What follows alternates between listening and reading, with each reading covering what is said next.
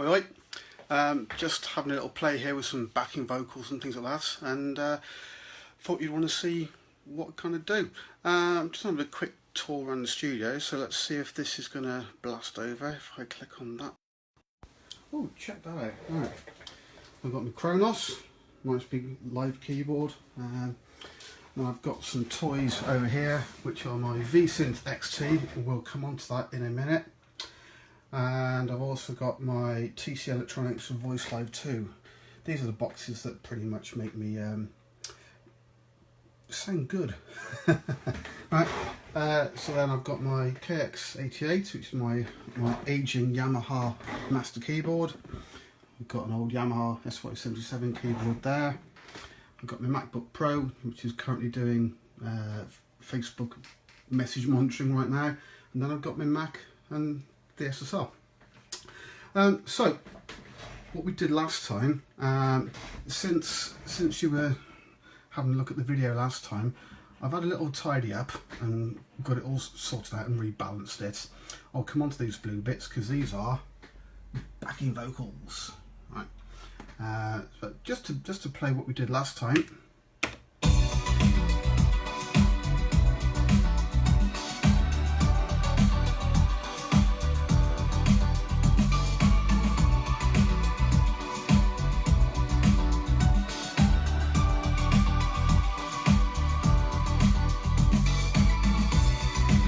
Right, so that's what we did last time. All I've done in the meantime, I got bored and I had to play with some colours, right?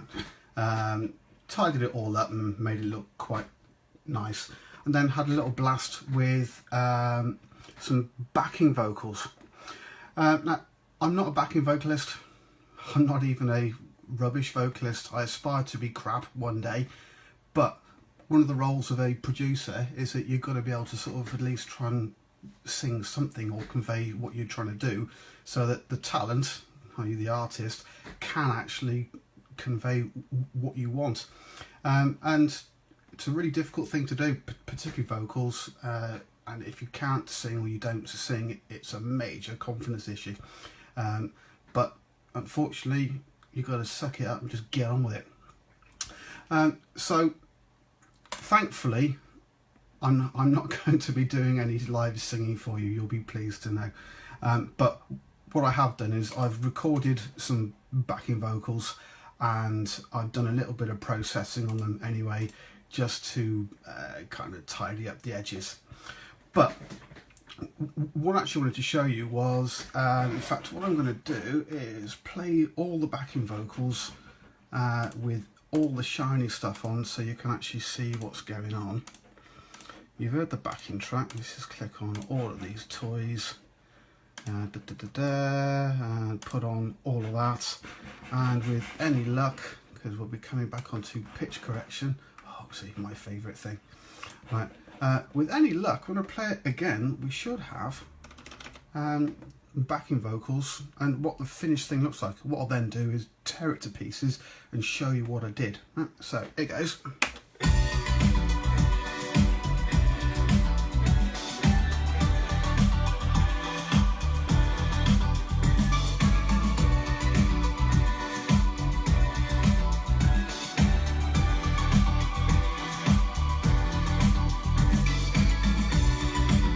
So they're just some basic backing vocals, just basically saying bidip. When I'm writing lyrics and all that type of stuff, I just try and get some ideas for a pattern, like a rhythmical pattern, you can't even say it, and some idea for the notes. Everything else is just, I bolt it on afterwards. So what I'm going to do is just take off some of the toys. Now, I hasten to add, all I've actually added onto it is I've done some pitch correction outside of this particular package, and then I've just basically put a bit of EQ. And for those who don't know what EQ is, it's basically your bass, your treble, your mid, and I've just tidied it up to make my dull, monotone, boring voice sound a bit less crap. So that's all been taken off. So what I've actually got then on the screen here is I've got my backing vocals. And if I zoom in on it so you can actually see it, there you are. Oh, look at all that blue. Right, I see Simon Matthews has joined in. He'll know our aversion to the word blue.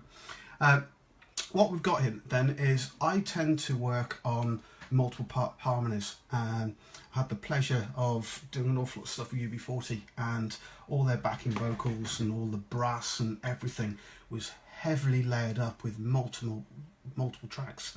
So if you had say the actual brass section for UB40 is just the saxophone, Brian, Martin on the other sax, and Lawrence on trumpet. So there's only 3 of them.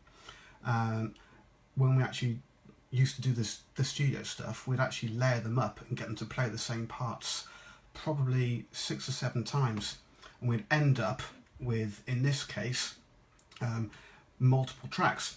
And the same would happen with the backing vocals.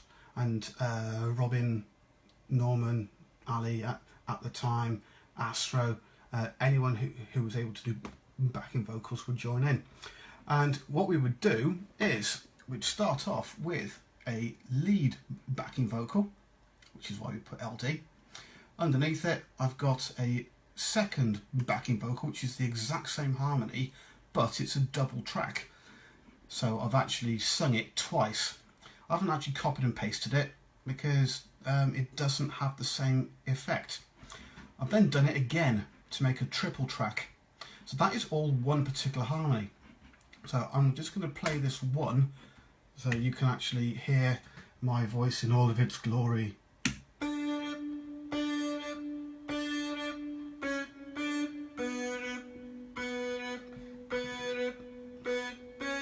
There you are, right? So if I then add on the second track, and all I've got going on at the side is a tiny bit of panning. So a bit of left, a bit of right, just to spread it out. So now there should be 2 vocals, and it should sound slightly thicker.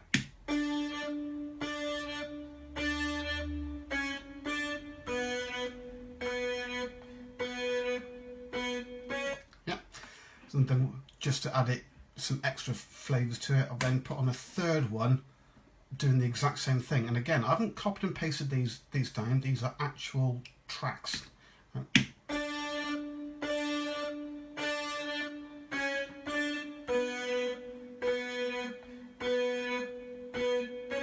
Right. And then I've done the exact same thing again on the next harmony. So I'll solo this lot again, and now we've got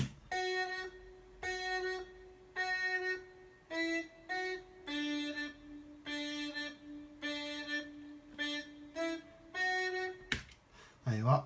And predictably, I can then start adding in the other tracks, and it should go slightly thicker sounding.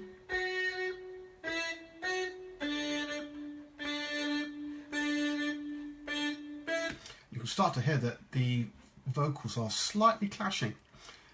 That's been done intentionally just because it's meant to sound like there's lots of people doing it. So then if I put on the triple track, the third one,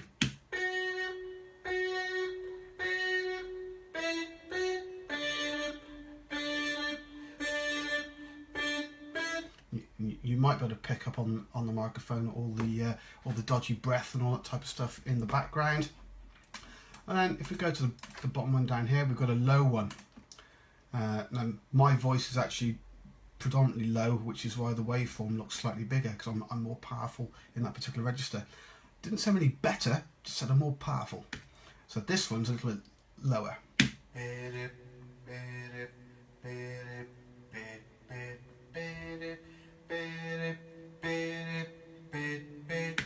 And of course the waveforms are all over the place, and when I record them properly I would have a vocalist who can actually sing properly, and they'll all be pretty much the same level.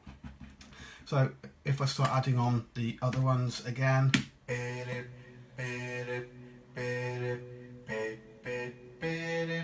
again it starts to sound much bigger and thicker. So again,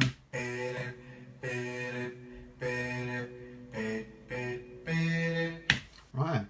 So when you start adding these together, and this is one of the roles of backing vocals, they start to make what guitarists or piano players or anyone else who plays multiple note instruments, it makes a chord and it sounds a bit like this.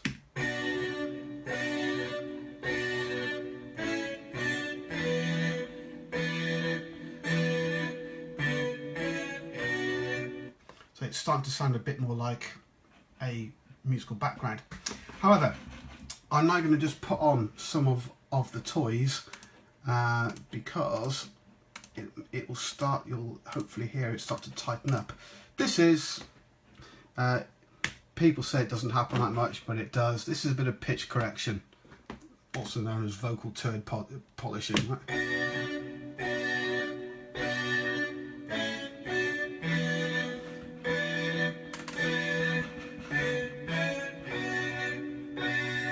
You can actually see on this one, I'm not actually that far out. You can see just down the bottom here, if it starts to waver all over the place, then you know, you're not even remotely in key, right? So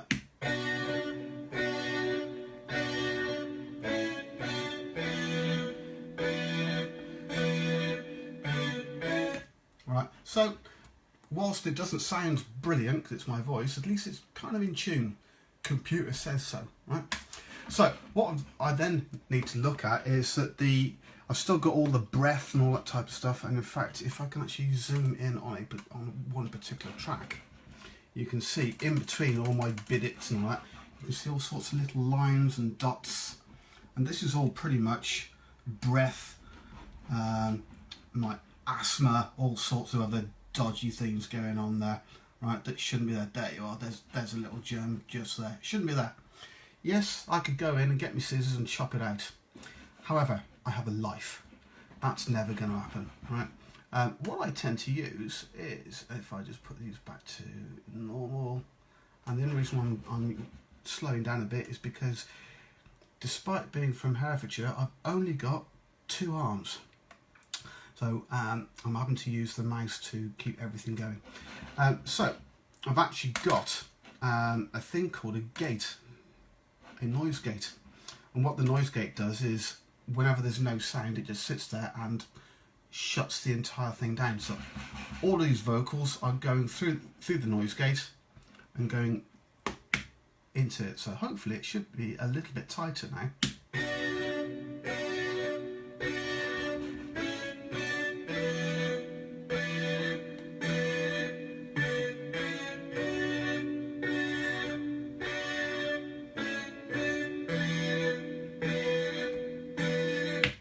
There you are.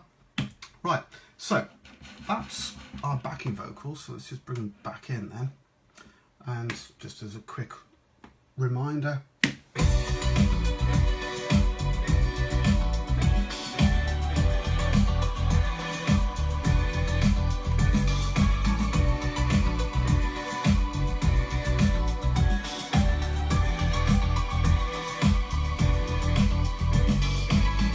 right, there you are. So that is pretty much the main role of backing vocals, just to add other bits and flavours.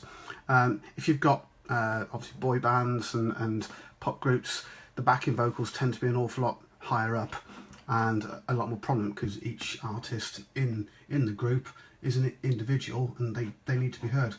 Thankfully in this case it's only me, so preferably the quieter the better.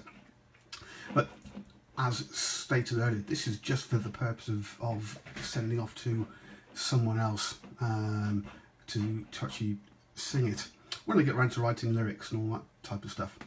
What I've actually got down the bottom here is some other bits that I've pre-prepared.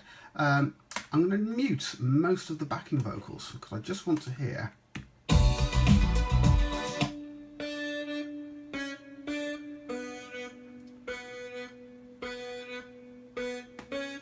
So that's my main vocal. What we've got happening is I've got some other toys going on. There's a resurgence at the moment with ABBA, and ABBA are on the way back. They were very, very big in terms of using what's called a vocoder, which is this particular item over here. And if I click on, the keys are playing. So hopefully, if I play this, and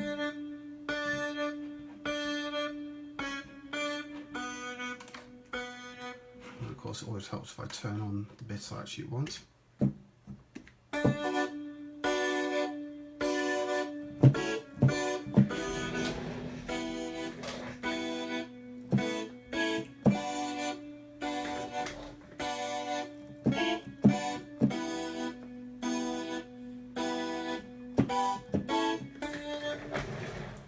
And what the vocoder does is actually take the source that I've got, which is currently this tiny thing over here, and it's sending that one backing vocal to this, and it's basically only playing when I play this here keyboard, and it starts to give it that nice polished type of sound.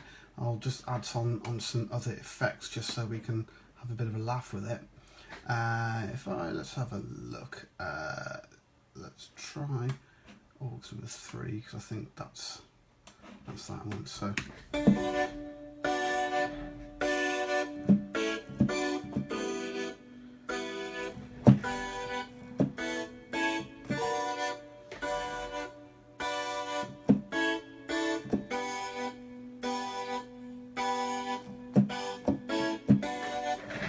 Right.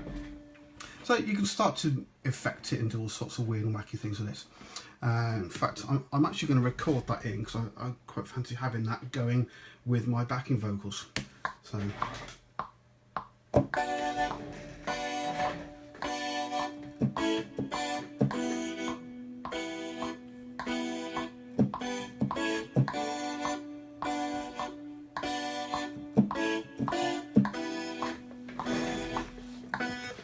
And of course, because I've played about 20 different notes there, I'm going to have to quantize it, because again, playing and holding a camera ain't that easy. Right, so let's just quickly do that.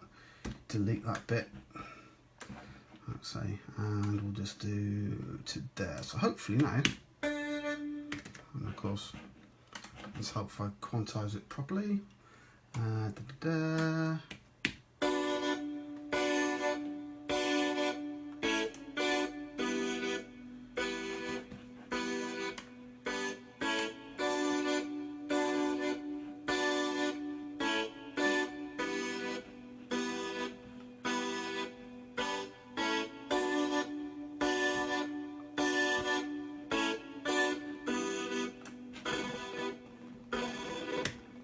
Don't think we'll use that plugin because it's going to cause my computer to go nuts.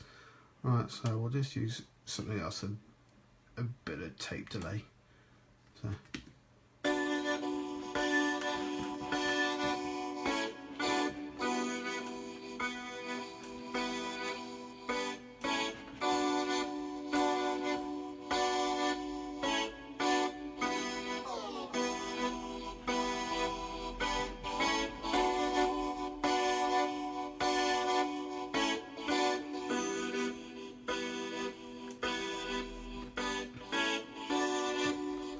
Let's hear it with everything else. It helps if I press the right buttons.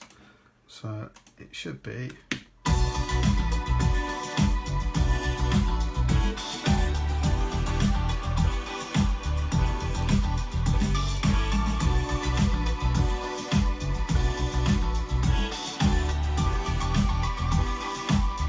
Right, so it is kind of working, but we'll come back to that particular bit though.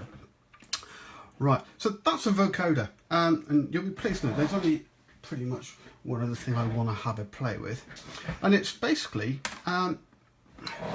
this box here, V-Synth. Oh my god. Right, to explain what it does, because quite frankly when I first got it, the V-Synth sat in a box on the floor for 6 months because I thought, I don't know what it does, but it looks really cool, and it's got a big ass screen on it, and it's orange and it lights up, which is pretty much all you need to buy kit these days. Kidding. Right, so what I've got here then is my backing vocal. I'm just going to, oops, wrong one. Let's not do that either. And again, using one hand, wrong way to do this. Let's just quickly create a software instrument and stick my backing vocal into the sampler just to show you what's going on. Right, so there we are, the sampler. Let's edit. Right, so what I'm going to do is just drag my vocal into there. So hopefully now, unfortunately I can't see what I'm doing there. Have I got anything soloed? No, so hopefully.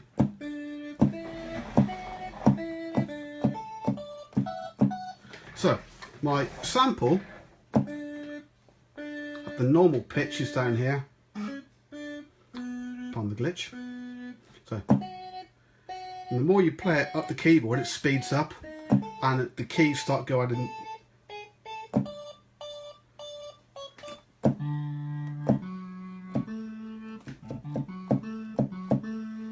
Right, so that's what a sampler does traditionally. Rubbish, don't want that. So what we'll do, just get a shot of that, and we don't want to save that because that was completely dreadful. What I've got here is the V-Synth. Now, I've pre-prepared this just because it was easier to do so. If I go into my sample, and if I go to you can actually see that my sample's been preloaded into it. I'll go back to my patch and then look at the oscillator. It's actually put my sample in there. Oh, my finger's blue. Right, so now hopefully if I do, it helps if I choose the right track. That'll help. That's a good one. All right.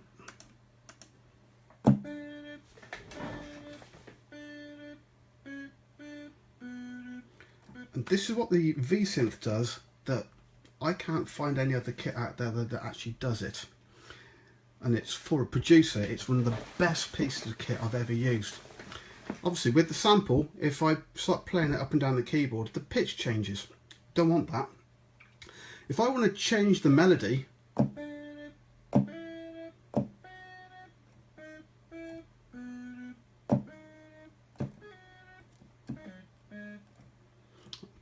what you've noticed hopefully there is that the pitch has changed but the actual sample tempo hasn't. So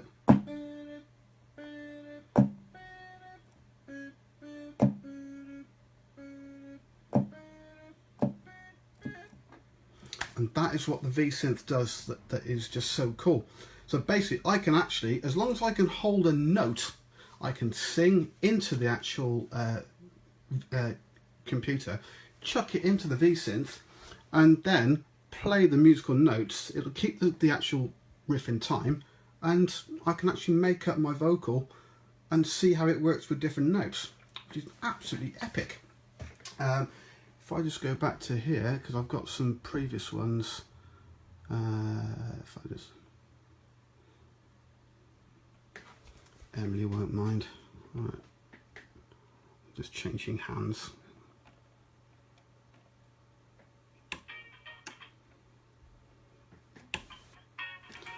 Right, so from the Armstrong and State catalogue, again, I can't play guitar, but what I can do is gaffer tape my hands around a guitar neck and strum out a chord, which is what I've done. There you are. And all it does is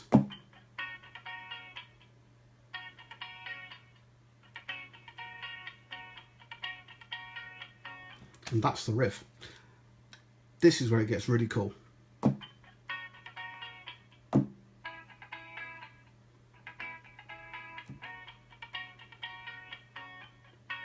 You can start to make guitar riffs. Again, a really, really nice piece of kit. So what I've actually previously done is I've gone and played in fact, it does help if I change this back to what it's meant to be, which is that one. Yeah, did it. Right, and if I unsolo that, it should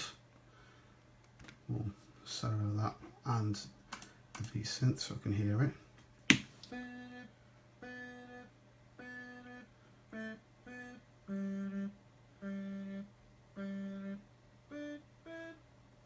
And it started to create a brand new vocal riff. Now, it may work. Let's just see if I can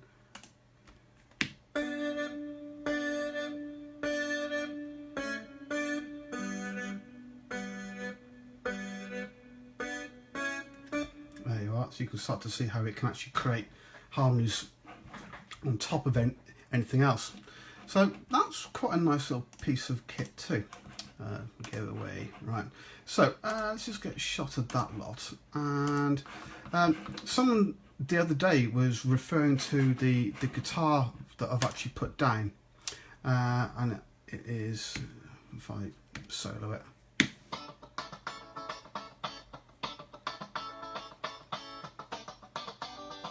They were asking about sort of putting it through filters and all sorts of things. Well, what I've actually done, if I go to here and go to pedal board, it actually shows you an awful lot of ziggy zag type stuff. And again, I wish I could play guitar properly, which is why I've got an automated wah-wah pedal, which is totally related to that. Right, so hopefully it should now go.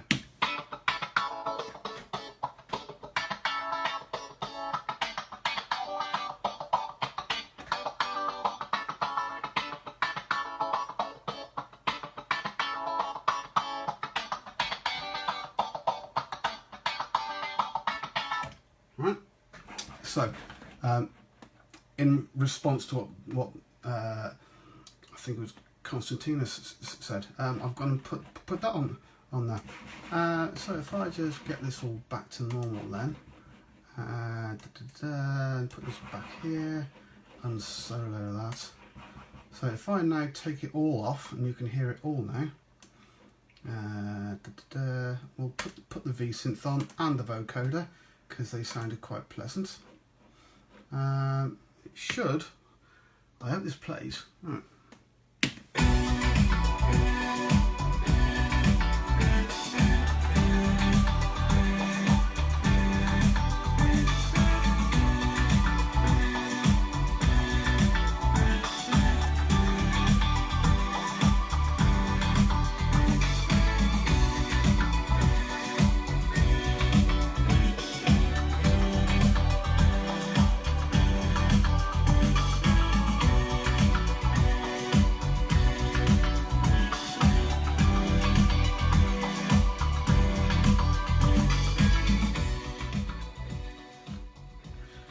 And that is a idiot's guide to doing backing vocals and using technology to polish it all up.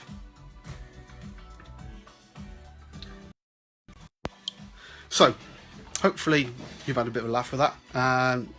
It just explains it in a little bit more depth. Next time I'll have another look at the voice live and some other bits, and we'll take it easy. Right, bye.